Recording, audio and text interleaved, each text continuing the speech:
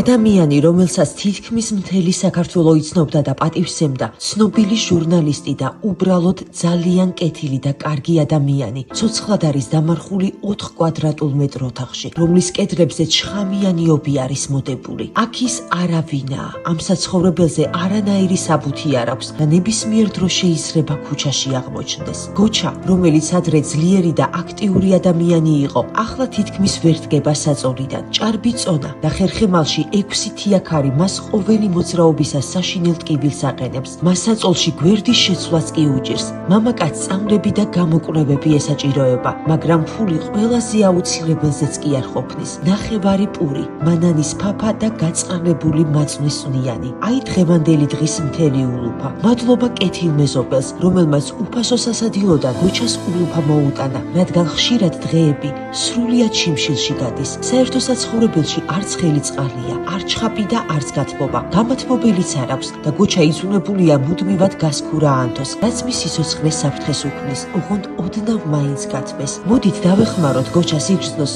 რომ ის არ არის დავიწყებული და მარტოსული. მისი გადარჩენა ახლა აუცილებელია. არავინ იმსახურებს იმას, რომ სიცოცხლის ბოლოს სიცივეში ნახევრად დანგრეულ პატარა ოთახში ატარებდეს დღეებს. გახსოვდეთ, ოდესღაც ჩვენც დავბერდებით. გადარიცხეთ ნებისმიერი თანხა ჩერნოვეცკის ფონდის ოფიციალური საიტის მეშვეობით.